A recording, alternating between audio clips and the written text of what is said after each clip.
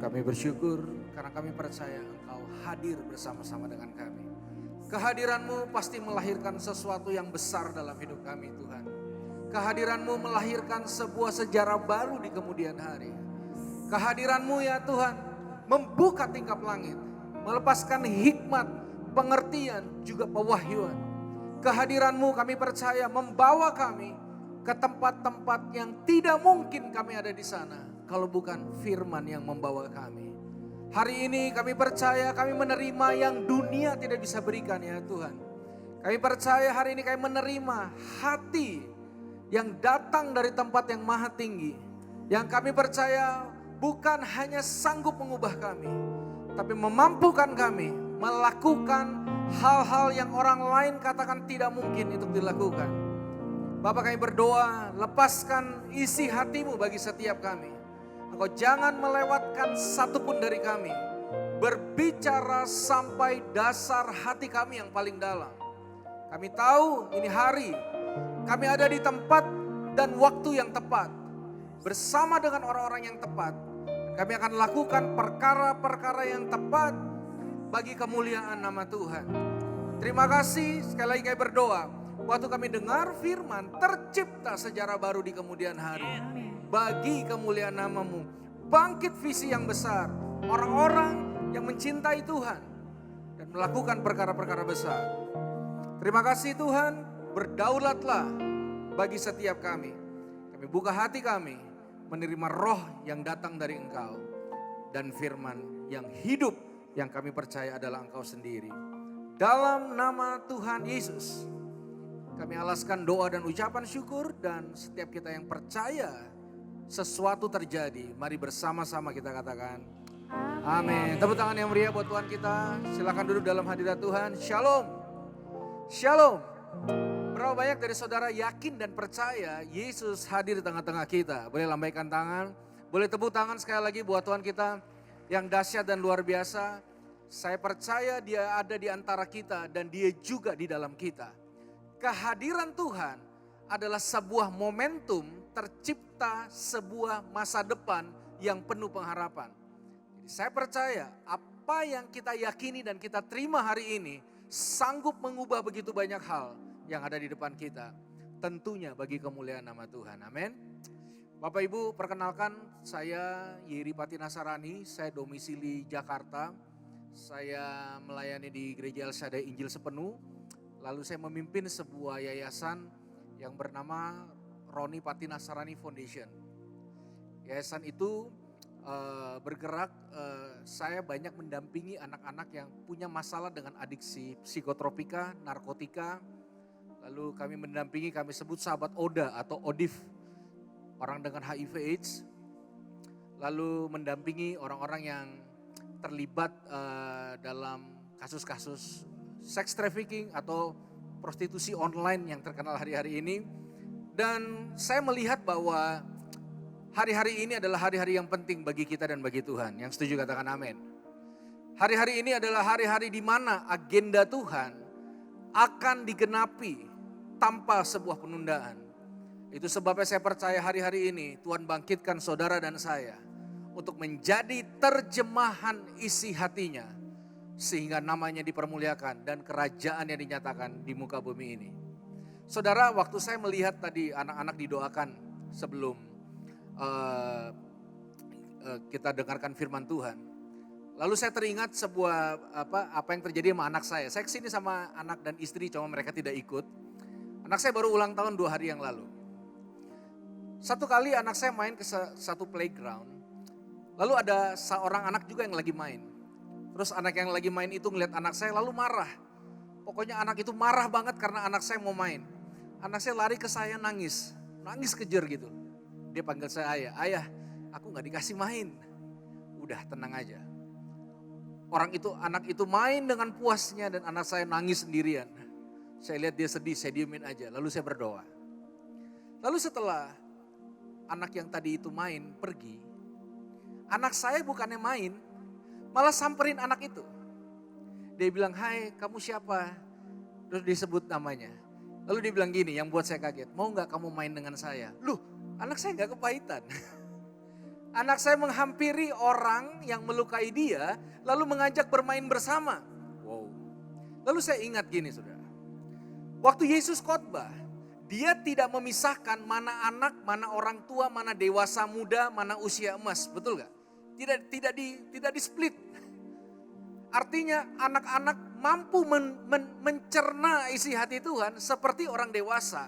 Lalu saya berpikir bahwa sulit, hari ini sulit, kita perlu pisah. Khotbahnya lain, lagunya lain. Tapi waktu Yesus khotbah enggak. Saudara tahu apa yang membuat di zaman Yesus anak-anak pun tidak perlu dipisahkan. Karena gini, siapa percaya hari ini Roh Allah ada di dalam kita. Yang percaya katakan amin. Bapak Ibu, kalau di sebelah saya ada seorang anak umur 17 tahun. Ya, saya ngaku umur saya 43 tahun. 43 sama umur 17. Saya mau tanya, ketika anak berumur 17 tahun dipenuhi oleh Roh Allah, apakah Roh Kudusnya Roh Kudus 17 tahun? Tidak. Ketika Roh Kudus memenuhi anak sekolah minggu, Roh Kudusnya bukan Roh Kudus sekolah minggu. Roh Kudus yang dewasa, yang utuh, yang sempurna, sama seperti Roh Kudus yang ada di dalam kita, orang dewasa. Jadi Roh Allah tidak melihat usia untuk berperkara. Amin. Makanya Alkitab menubuatkan hari-hari terakhir, anak-anak, teruna-teruna, orang-orang tua akan mengalami sebuah kepenuhan dan berjalan di dalam anugerah dan kuasa dan tanda-tanda heran dan ajaib menyertai. Artinya jangan heran Tuhan bisa pakai anak dan cucu-cucu kita. Seperti Tuhan pakai kita. Makanya Bapak Ibu, kita harus memfokuskan sebuah pandangan yang tertuju kepada apa yang Roh bangun hari-hari ini dalam kehidupan umat manusia dan anak-anak Tuhan. Kita tidak bisa bangun apapun kalau kita tidak tahu apa yang Roh sedang bangun dalam kehidupan setiap kita. Waktu kita sadar betul, waktu kita tangkap, waktu kita menghidupi semua yang Roh coba bangun dalam hidup kita, baru kita bisa bangun banyak hal dalam kehidupan ini. Amin. Amin. Maka saya percaya ada satu hal yang Roh bangun, baik itu di dalam hidup anak-anak maupun di dalam kehidupan orang dewasa, bahkan dalam kehidupan orang-orang yang ada di usia emas. Apa itu saudara? Sebuah senjata, sebuah kekuatan, sebuah power tanpa batas yang mampu menembus hal-hal yang sulit ditembus. Yang namanya kedewasaan rohani. Saudara, hari-hari ini saya merenungkan bahwa kita perlu membangun sebuah kapasitas kedewasaan. Supaya kita menjadi orang yang paling tepat menerjemahkan isi dan kehendaknya di akhir zaman ini. Yang setuju katakan amin. Ya, artinya gini, kalau kita berjalan bersama Tuhan, pasti ada sesuatu dari kita yang tertinggal ketika kita jalan sama Tuhan. Apa yang tertinggal? Realita hidup kekanak-kanakan dalam hidup kita. Makanya saya percaya setelah kita tenggelam dalam hadirat Tuhan, dalam pewahyuan, setelah kita tenggelam dalam semua pengalaman spiritual, harusnya manifestasi yang mudah terlihat adalah semakin kita tinggalkan realita kekanak-kanakan di dalam kehidupan kita. Saya sadar bahwa kita butuh Tuhan, bukan hanya untuk menambah sesuatu dalam hidup kita. Kadang kita butuh Tuhan untuk melepaskan sesuatu dalam hidup kita. Kita juga butuh iman untuk melepaskan sesuatu. Dan satu hal yang gak mudah, yang hari-hari ini harusnya kita beri ruang luas adalah izinkan firman dalam tanda kutip memaksa orang-orang yang dia cintai. Tinggalkan realita kekanak-kanakan dalam kehidupan setiap kita. Dan berlari menuju kedewasaan di dalam Kristus. Makanya Alkitab berkata, banyak orang dari sudut pandang waktu harusnya sudah ngajar. Banyak orang dari kapasitas waktu harusnya sudah mampu berkontribusi untuk orang lain. Tapi dalam pengalaman spiritualnya masih memilih makanan-makanan ringan atau susu. Artinya gini, menolak untuk menjadi dewasa di dalam Kristus. Saudara, sulit menerjemahkan cinta yang dalam, yang lebar, tanpa sebuah kapasitas kedewasaan. Hikmat, pengertian, dan pewahyuan yang berakar karena cinta datangnya dari Tuhan. Amin. Amin, saudara. Nah, itu sebabnya izinkan situasi dan kondisi, firman, manifestasi dari kuasa roh, keputusan-keputusan yang kita ambil, apapun yang ada di depan mata kita, izinkan dan hormati semua proses pendewasaan yang sedang Tuhan kerjakan di dalam kehidupan kita. Proses pendewasaan akan melahirkan orang-orang yang bukan hidup tunggu mujizat, tapi orang-orang yang menjadikan dirinya mujizat itu sendiri untuk orang lain. Orang-orang yang tidak hanya menantikan perkara-perkara besar, tapi menempatkan dirinya menjadi perkara besar itu sendiri untuk orang lain. Dia tidak hidup hanya untuk menerima jawaban doa, tapi menjadikan dirinya jawaban doa itu sendiri untuk orang lain.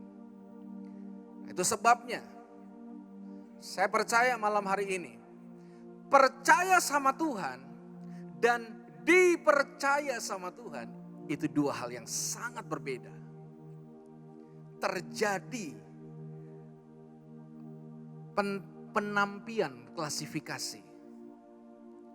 Itu sebabnya cinta akan membuat bukan hanya kita memutuskan percaya penuh sama Tuhan, tapi kita melangkah ke dalam satu dimensi dipercaya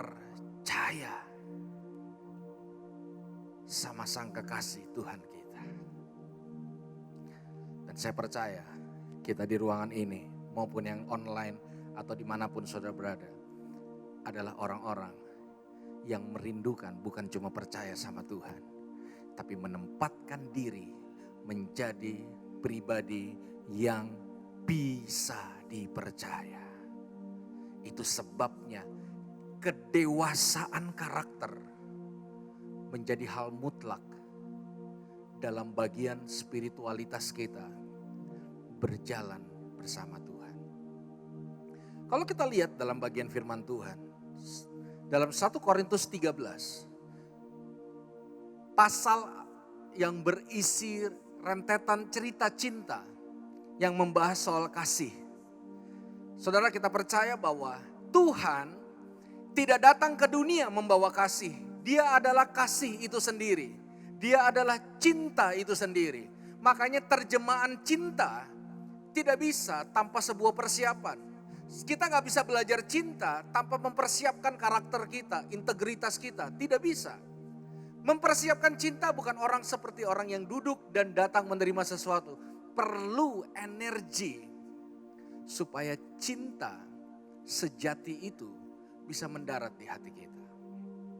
Mari kita lihat satu bagian firman Tuhan dalam kitab 1 Korintus 13 ayat yang ke-11. Kasih itu sabar, murah hati dan sebagainya. Tapi ada satu poin yang menurut saya esensi, tapi banyak dilupakan anak-anak Tuhan hari-hari ini. Saya mau ajak kita baca sama-sama, saudara. Dalam kitab 1 Korintus 13 ayat yang ke-11. Mari kita baca bersama-sama. Hitungan yang ketiga. Semua siap?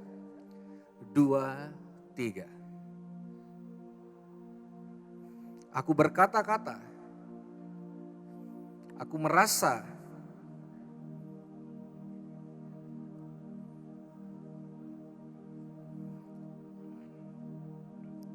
Ketika aku kanak-kanak, aku berkata-kata seperti kanak-kanak. Aku merasa seperti kanak-kanak. Aku berpikir seperti kanak-kanak. Sekarang sesudah aku menjadi dewasa, aku meninggalkan sifat kanak-kanak itu. Jadi menurut saya salah satu dimensi kita berjalan dan makin tenggelam di dalam hadirat dan cintanya adalah putuskan, tinggalkan semua sifat kekanak-kanakan dalam kehidupan kita. Amin. Saudara, Tuhan itu menciptakan kita dari usia kecil ke besar. Yang diperhatikan oleh firman adalah jangan sampai kita bertumbuh dalam usia dewasa, tapi sifat kanak-kanak kita dulu tetap ada dalam kehidupan kita. 2003 saya tergabung di TSOA dan masih ada almarhum Pak Petrus Agung mengajar. Lalu dia sampaikan satu ilustrasi yang masih membekas di kepala saya. Beliau mengatakan diadakan sebuah kebaktian di satu daerah di Jawa Tengah. Menggunakan rumah kuno, rumah tua karena tidak banyak tempat. Lalu panitia berusaha mempersiapkan segala sesuatu dengan baik. Salah satunya adalah menghubungi petugas PLN untuk melos daya supaya listrik dan semua bisa berjalan dengan baik. Lalu petugas datang, saudara, memeriksa instalasi listrik dan ternyata kabel-kabel listrik rumah tersebut masih asli Belanda punya, saudara. Masih asli Belanda punya. Sehingga tidak bisa dilos daya. Alhasil kebaktian tetap berjalan dengan kondisi listrik yang seadanya.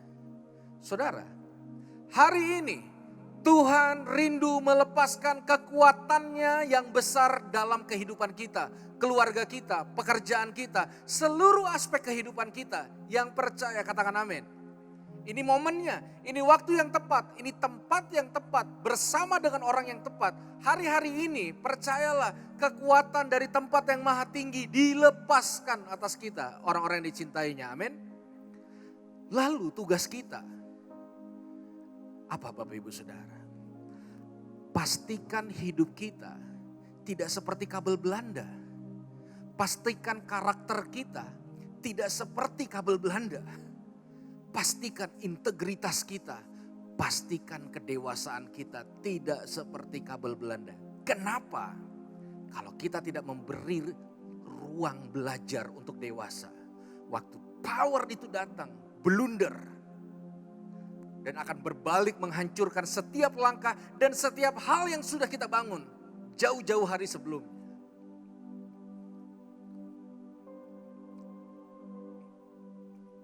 Amin, Bapak Ibu. Ya, itu sebabnya penundaan menjadi kadang-kadang hal yang jadi sangat penting. Pembatalan kadang-kadang menjadi hal yang sangat penting. Kenapa? Karena cinta. Dia tidak hanya mau menyediakan yang terbaik di depan kita, tapi dia memperkuat iman kita. Siapa setuju dengan saya? Beda proses, beda hasil, betul? Bapak Ibu, betapa sulitnya membangun mentalitas pejuang untuk anak-anak muda hari ini. Anak-anak muda punya daya tahan sama masalah rendah, baperan, cengeng.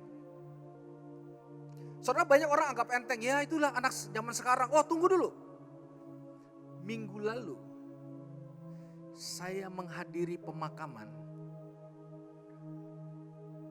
anak rohani saya yang didapatkan gantung diri, Bapak Ibu. Jangan berpikir kalau orang tidak punya daya tahan sama masalah, ya itu masalah sepele.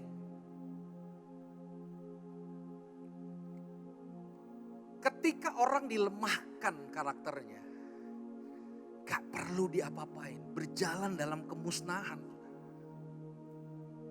Saya berharap itu yang terakhir, pertama dan terakhir menghadiri sebuah pemakaman. Itu sebabnya tidak ada jalan lain.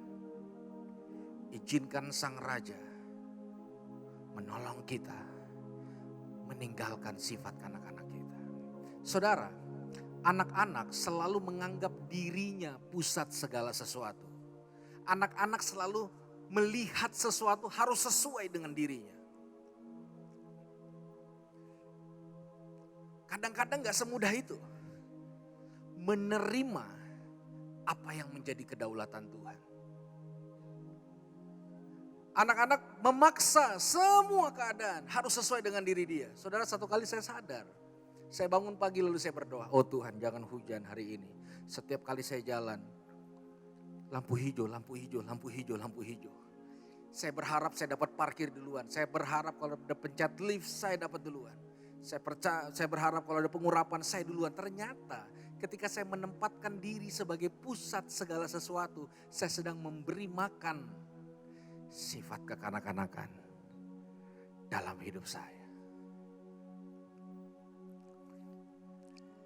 Siapa setuju bahwa kehendak Tuhan yang paling terbaik dalam hidup kita? Dan sekali lagi butuh kacamata dewasa. Ayah saya seorang pemain bola Bapak Ibu. Tahun 70-an kapten timnas almarhum Roni Patinasarani. 11 tahun yang lalu beliau dipanggil Tuhan. Dan sebelum beliau dipanggil Tuhan, saya mendampingi papa saya berobat ke China selama 10 bulan. Selama 10 bulan apa yang saya lakukan di sana daripada cuma nunggu. Saya mulai layani orang-orang sakit di rumah sakit sana, saudara. 1 sembuh, 2 sembuh. Bahkan lebih dari 30 orang baptis, saudara. Akhirnya di rumah sakit di China, tiap malam diadakan KKR, kesembuhan ilahi.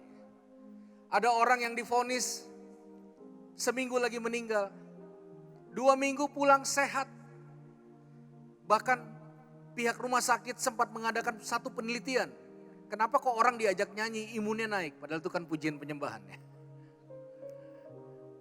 Hadirat Tuhan. Wow, orang bahkan kegerakan itu sampai ke Hong Kong, sampai ke Korea terjadi sebuah lawatan dari rumah sakit itu. Lalu dalam pikiran saya, orang aja sembuh. Masa iya papa sendiri enggak? Kondisi papa saya drop, tenang saya. Makin drop, tenang. Meninggal saudara. Syok saya. Bagaimana mungkin? Bagaimana mungkin? Orang didoakan oleh saya sembuh. Lalu ayah saya didoakan oleh saya juga. Tidak sembuh. Di mana keadilan Tuhan? Ada sekian waktu saya bergumul. Dalam kacamata, tanpa kacamata kedewasaan, saya nggak bisa lihat. Apa ini? Sampai satu kali saya mengerti satu hal. Misalnya saya ketemu dengan salah satu dari saudara malam ini. Lalu handphone saya tertinggal. Saya balik ke Jakarta, saya hubungin saudara lewat handphone yang lain. Pak, handphoneku ketinggalan, tolong pegangin ya. 3 bulan lagi aku balik ke Bandung. Ngomong-ngomong Pak, di dalam handphone saya, aplikasi-aplikasi online-nya ada 5 juta. Monggo dipakai Pak. Seorang bapak akan bilang apa saudara? Rezeki anak soleh. Terima kasih Pak. Lumayan, 5 juta. Lalu 3 bulan kemudian saya kembali dan ketemu Bapak. Kami janjian. Saya ambil lagi handphonenya.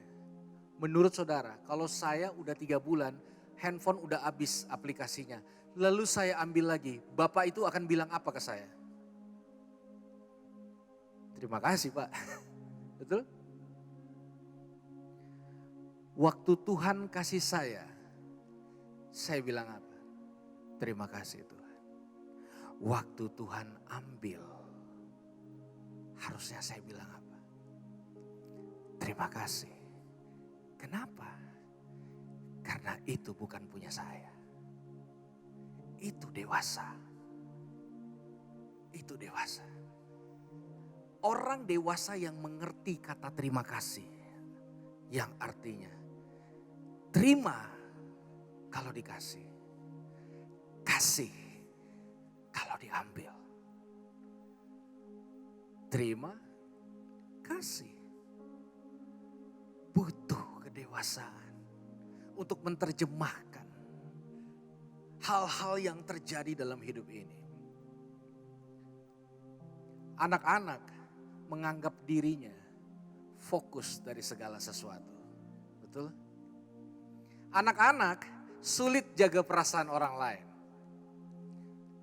Saya di Jakarta tinggal di apartemen lantai 25. Sering kali waktu naik lift, ya, ada seorang bapak punya anak digendong.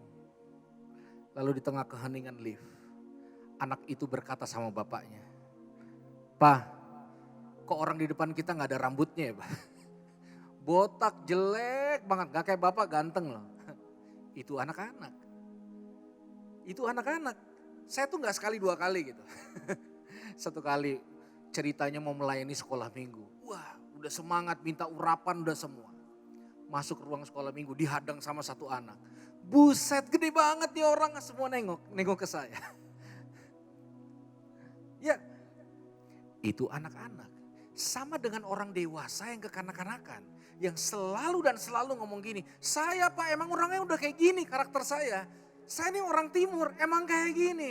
Alkitab mencatat siapa dalam Kristus, dia adalah ciptaan baru. Kekuatan dari roh yang ada di dalam kita adalah berubah.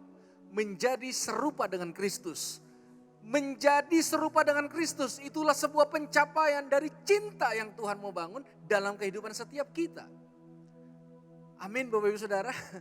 Kalau enggak orang enggak akan tertarik dengan cintanya Tuhan. Karena banyak orang menerjemahkan cinta tanpa kedewasaan. Satu kali saya melayani di Sumatera Utara. Ketemu seorang pendeta dengan jas sampai bawah lutut. Waktu saya salam, ternyata ada gagang pedang. Positive thinking Bapak Ibu. Buat di ladang. Tapi saya kepo. Sebelum pulang saya datang lagi. Saya bilang, "Pak Pendeta jangan marah. Saya cuma mau tanya, itu pedang buat apa Pak?" Lalu Pak Pendeta berkata, "Gini loh Pak. Kalau ada apa-apa, misalnya Tuhan terlambat nolong." Nah ini dia. Enggak mudah kan? Enggak mudah. Kadang-kadang kita sering bilang, "Untung saya udah bertobat. Kalau saya belum bertobat mah habis itu Pak, itu mah belum bertobat." Makanya pada akhirnya bukan aksesoris kita. Pada akhirnya bukan aktivitas kita. Pada akhirnya yang dilihat orang adalah kedewasaan dan karakter yang berakar dari firman. Itulah yang membuat dunia ini tertarik ketika Kristus memutuskan mengasihi tanpa syarat kepada umat manusia. Amin Bapak Ibu. Makanya ya sulit ya. Sulit. Cinta Tuhan tapi rasis gitu contohnya. Sulit. Sulit sudah. Ya mungkin berikut istri saya akan ajak ikut ibadah sudah. Saya udah menikah hampir 15 tahun. Istri saya itu kungkung poponya orang Shanghai asli Bapak Ibu. Saya Papa Ambon, Mama Manado. Jadi puji Tuhan. Waktu sebelum menikah saya bawa calon istri ke keluarga saya. Lalu keluarga saya bilang gini, "Bagus, memperbaiki keturunan. Ini lucu pasti anaknya." Aduh gembira banget hati saya. Pas Imlek, saya yang dibawa ke keluarga istri saya. Begitu mereka melihat saya, mungkin seperti beberapa saudara melihat saya. "C, sini loh. Lu udah gila ya? Mau nikah sama Van Kui model gini. Tiko lu pacarin." Saudara, kita butuh Tuhan untuk tidak rasis dan mengasihi.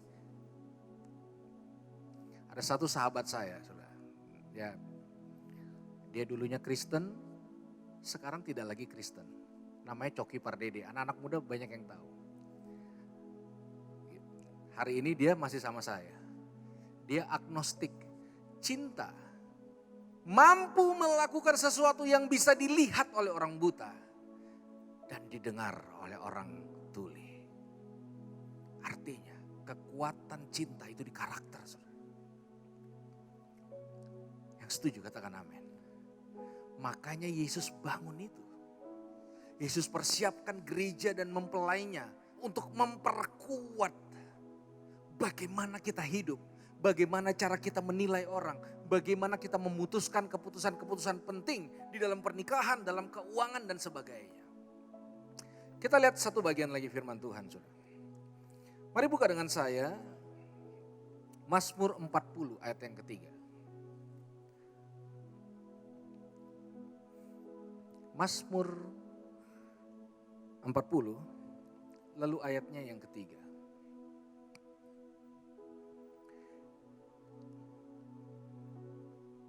Ayat yang ketiga, ia memberikan nyanyian baru. Oke, ayat keempat.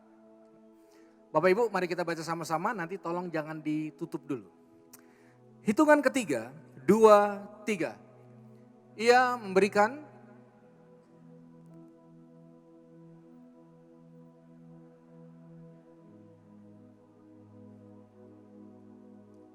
Saudara, saya percaya nyanyian baru. Saya percaya penyembahan dari hati yang mencintai Tuhan. Mulut yang melepaskan suara cinta, romantic worship. Pasti ujungnya orang jadi percaya dan takut sama Tuhan. Yang setuju katakan amin. Artinya kekuatan dari apa yang kita lakukan berendam di hadirat Tuhan. Gak mungkin gak akan membawa sebuah dampak besar dalam kehidupan setiap kita. Maka saya percaya esensi dari sebuah cinta kita kepada Tuhan pasti akan melahirkan sebuah dampak. Maka saya percaya Bandung berubah bagi kemuliaan nama Tuhan. Indonesia berubah bagi kemuliaan nama Tuhan. Saya berdoa dari Bandung memberkati bangsa-bangsa sampai ujung-ujung bangsa. Orang akan tahu ada satu kota platnya D namanya Bandung dan ada saudara dan saya di dalamnya. Amin. Amin saudara. Artinya itu yang akan terjadi, sebuah ledakan dampak dari sebuah nyanyian yang Tuhan taruh dalam perkataan kita. Boleh tampilkan lagi ayat yang tadi saudara? Cuma ada yang menarik. Ia memberikan nyanyian baru dalam mulutku untuk memuji Allah kita. Banyak orang akan melihatnya dan menjadi takut lalu percaya pada Tuhan. Saudara saya mau tanya. Nyanyian itu didengar atau dilihat? Lagu, tempo, nada, didengar atau dilihat? Panca indera mana yang menangkap nyanyian? Pendengarankah atau penglihatan? Tidak ada nyanyian yang bisa dilihat. Jadi orang kalau dengar nyanyian, orang gak bisa ngomong gini. Ih, nyanyian tadi di ibadah bentuknya indah sekali, gak bisa. Nah malam ini yang Tuhan taruh dalam hati saya. Tuhan mau meletakkan nyanyian yang bisa dilihat.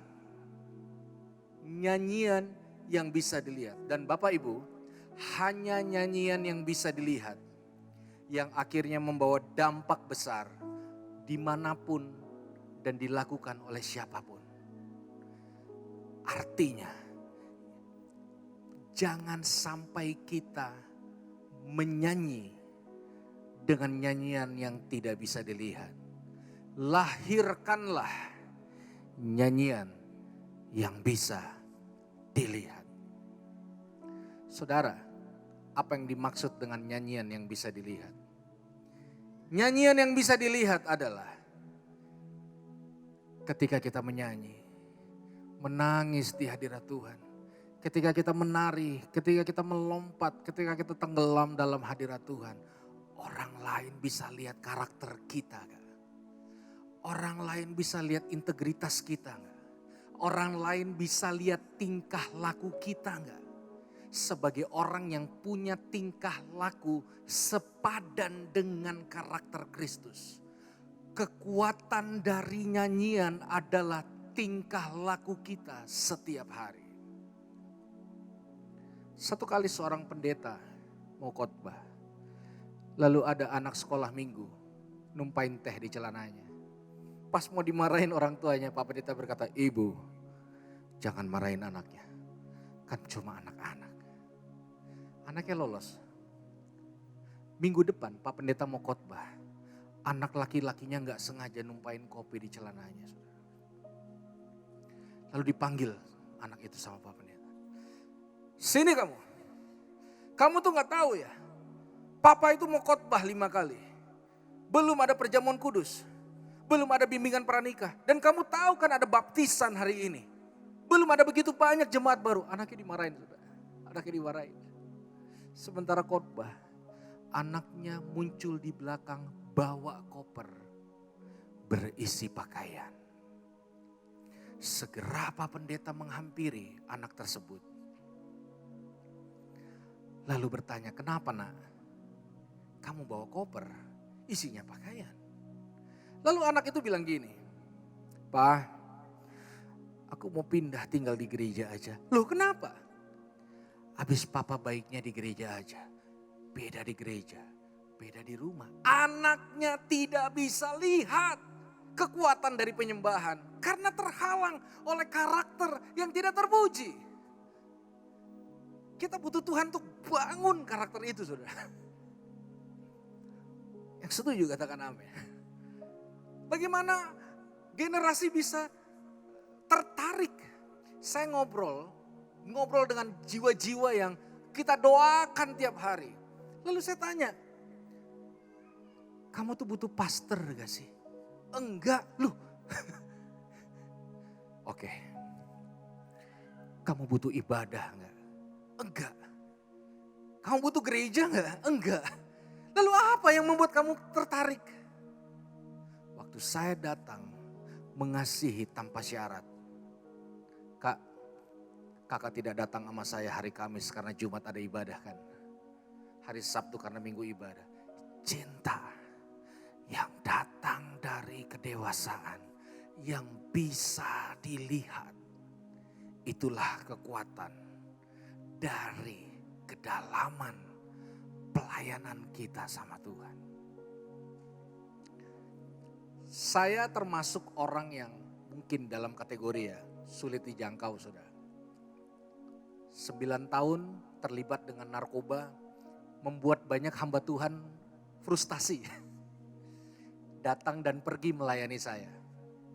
Beberapa datang sementara mereka melayani saya umpetin sepatunya. Supaya apa? Kapok. Dan beberapa memang kapok. Gak mau datang lagi melayani saya. Ya akhirnya beberapa gereja dulu kalau saya datang takut. Remote AC diamanin. Pedal keyboard, sustain dan ya seperti itulah, saudara. Jadi sulit. Dulu saya pernah ikut retret. Nama retretnya Generasi A. Wow, pokoknya bombastis lah. Lalu hari kedua dari 3 hari saya dipanggil mentor saya. "Kamu tuh keras kepala Yer kayak Paulus." Dulu saya gak ngerti siapa itu Paulus. Jadi saya ketawa-ketawa. Dia marah, saudara. Lalu dia bilang gini, "Kayak kamu bukan Paulus deh. Kamu tuh Yunus. Orang yang masuk perut ikan. Bertobat kamu." Lalu saya masih gak ngerti. Lalu diganti tokoh ketiga. Tokoh ini saya ngerti. Dia bilang apa? "Yudas Iskariot." "Pulang kamu sekarang juga." Kaget saya. Bukannya retret tempat pemulihan. Gak berlaku buat kamu. Saya diteleponin taksi. Lalu saya dipulangin. Yang lain lanjut sesi, saya dipulangin. Orang mau menangin saya sulit. Frustasi. Orang bilang gini, daripada satu Yeri datang ke gereja merusak domba-domba yang sudah kita bangun. Mending kita suruh dia di luar aja. Daripada domba-domba ini tercemar. Kurang lebih begitu. Lalu tahun 2000 saya punya satu kakak mentor yang tidak terkenal. Dia seorang pendoa. Namanya Leman, asli Tangerang. Leman dulunya pemakai narkoba juga. Saya cerita bagaimana saya bisa berdiri hari ini. dalam anugerah Tuhan. Lemanlah yang ngajarin saya buka Alkitab, berdoa, bahkan doa makan saya pun Leman yang ngajarin. Hampir 2 tahun hidup saya habis dengan Leman ini. Saya nggak tahu kenapa dia mau menginvestasikan hidupnya buat saya, untuk orang-orang kayak saya gini. Diajarinlah doa peperangan, lalu dia habiskan waktunya di menara doa, berdoa berjam-jam. Dan tiap malam dia doakan 2 bandar narkobanya, suami istri. Dulu saya ingat namanya. Oh, dia bisa menangis kayak anak kecil. Satu kali Leman gak pulang. Orang tuanya menghubungi kami. Di mana Leman? Lalu kami berkata, jangan takut. Leman pasti ada di menara doa. 5 hari kami keliling menara doa di Jabodetabek. Leman gak ada. Saudara, kalau orang-orang latar belakang kayak saya hilang, itu biasanya terakhir nyarinya di satu tempat. Rumah sakit, kamar jenazah. Karena dulu saya kalau kabur, papa saya nyarinya di situ. Dalam nama Yesus mudah-mudahan tidak ada anak saya. Bukain kantong-kantong jenazah. Jadi satu kali kami berpikir, masa iya cari ke kamar jenazah? Ya paling enggak kita tahu dia enggak ada di sana. Pergilah kami berlima berdoa supaya tidak terjadi sesuatu. Rumah sakit Cipto, kami masuk di samping kamar jenazah. Begitu mau masuk ruangan kamar jenazah di belakang, kami melihat topi biru kesayangan Leman. Topi biru kesayangan Leman. Betapa kagetnya kami. Ada jenazahnya terbujur kaku di sana. Lalu kami coba cari tahu apa yang terjadi. Ternyata setelah dia berdoa, setelah dia dari menara doa dan berdoa buat jiwa-jiwa, dia tinggalkan ruang doa, dia pergi ke rumah bandarnya. Beberapa bandar merejeng dia dari belakang. Lalu Leman disuntikkan narkoba di pelipis kanan dan kiri. Meninggal di tempat dengan Alkitab terbuka di sebelah jenazahnya. Kapolsek setempat mengambil Alkitab itu dan bertobat sungguh-sungguh. Dan tempat itu menjadi tempat yang berubah. Maksud saya gini saudara, saya mau tutup firman Tuhan pada malam hari dengan ini. Saya bisa berubah bukan karena ada orang yang hafal 50 lagu rohani di luar kepala. Saya bisa berubah bukan karena ada seseorang yang jadwal khotbahnya 2 tahun ke depan habis. Dengar baik, saya bisa berubah. Ini saya gak ngerti gimana caranya saya ngomong ini. Saya bisa berubah karena ada satu orang yang tidak keberatan kehilangan nyawanya buat saya bisa berdiri hari ini. Buat dia, kematian demi seorang Yeri adalah pencapaian dari penyembahannya yang sejati. Saya mau nangis saya kalau ingat Leman. Selain kangen. Saya dengar baik. Kematian adalah sesuatu yang juga menjadi tujuan cinta Tuhan dalam hidup kita. Makanya dia memutuskan mati di atas kayu salib demi mendapatkan cinta kita. Makanya sebuah pelecehan besar ketika ada orang-orang menerjemahkan pengorbanan itu hanya untuk blessing dan mujizat. Pada akhirnya tongkat estafet akan datang ke kita. Gembala yang baik menyerahkan nyawanya untuk domba-dombanya. Ya, dalam kasih yang sempurna tidak ada ketakutan. Harusnya mungkin Leman yang berdiri malam hari ini. Leman kalau masih hidup saya jamin mukanya muncul di Instastory. di conference besar, hidupnya akan penuh dengan spotlight dan kamera. Tapi kedewasaan yang lahir dari cinta Tuhan membuat dia tidak keberatan kalau harus mati demi satu Yeri bisa bangkit dan melakukan perkara besar.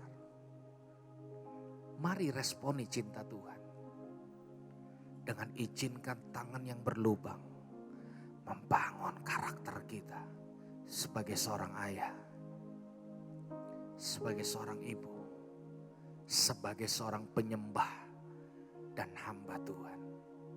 Harusnya kita menjadi orang-orang yang tidak takut mati demi mengabdi untuk kemuliaan-Nya. Nilai ini dipermainkan banyak orang, banyak pelayanan hari-hari ini. Nilai ini seakan-akan dikubur dan ditutup rapat-rapat. Tapi saya percaya Roh akan membangkitkan spirit of martyr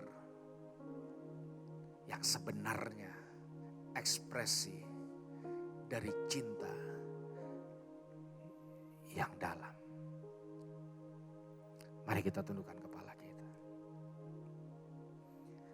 Takkan pernah ku bawa selain yang terbaik,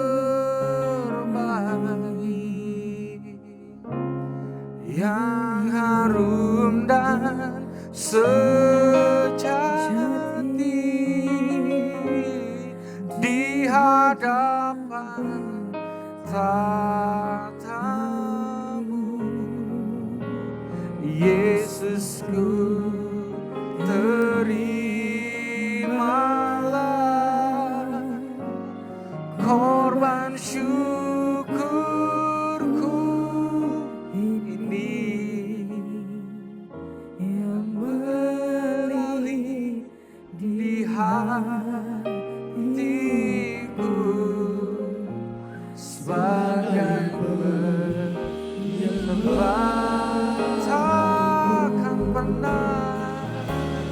Takkan pernah ku bawa selain yang terbaik, yang harum dan sejati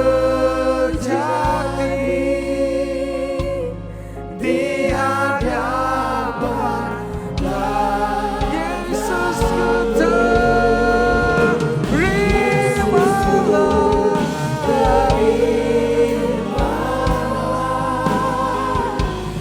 Korban syukurku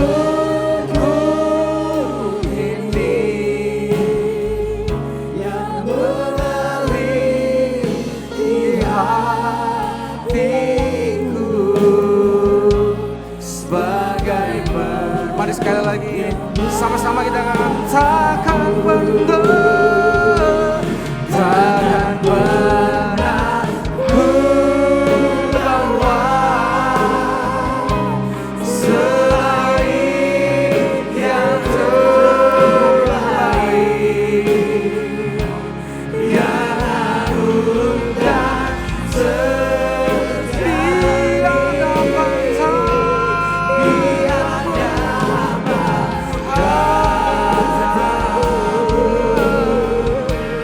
Yesusku, terimalah korban syukurku ini yang mengalir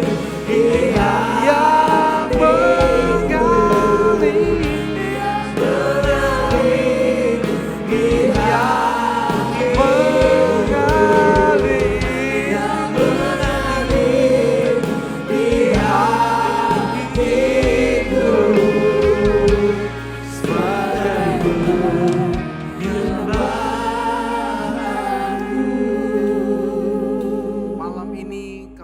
dedikasikan kembali hati dan hidup kami ke dalam panggilan-Mu yang sempurna Tuhan. Apapun Tuhan, apapun yang menjadi kehendak-Mu harus terjadi dan kami lewati. Biarlah kami lewati sebagai bentuk penyembahan kami, pengagungan dan penghormatan kami, dan pengabdian kami pada kemuliaan-Mu.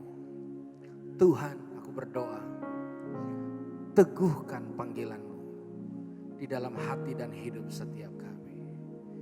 Biar hari-hari ini kami semakin tenggelam di dalam kedaulatan, rencana, dan cinta-Mu yang sempurna dalam kehidupan kami. Biar aku mendapati hati dan juga kerinduan berlari kepada kedewasaan penuh. Dan aku berdoa, biarlah Tuhan, sampai suatu saat kami tutup mata, aku mendapati kami setia, mencintai-Mu, melayani-Mu, mengabdi, sehingga sampai akhir hidup kami, Engkau dipermuliakan. Ini hidup kami bagi kemuliaan nama-Mu. Demi nama Yesus, kami alaskan setiap doa dan ucapan syukur kami. Permuliakanlah nama-Mu. Dalam nama Yesus. Haleluya. Sama-sama kita katakan. Amin.